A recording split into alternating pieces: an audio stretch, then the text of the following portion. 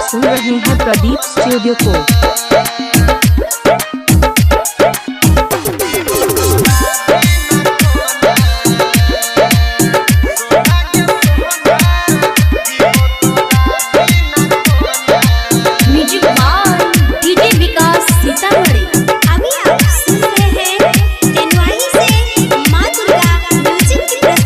आप सुन रहे हैं प्रदीप स्टूडियो को।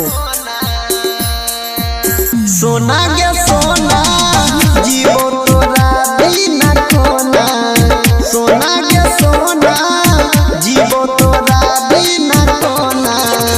तू छोड़ के दोसरा के संग, तू छोड़ के दोसरा के संग दर्द बढ़ा के तू जाना। सोना गे सोना जीवो तोरा बिना कोना, सोना गे सोना जीवो तोरा बिना कोना।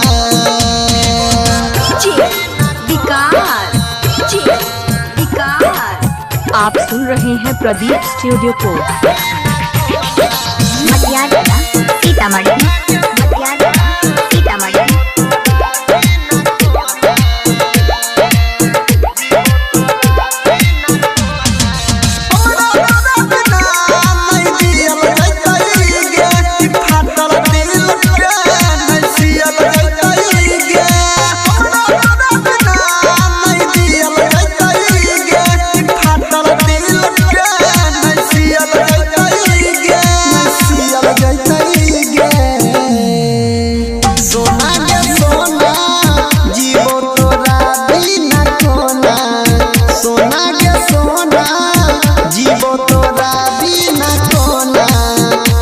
छोड़ के दोसरा के संग, तू छोड़ के दोसरा के संग दर्द बढ़ा के तू जाना।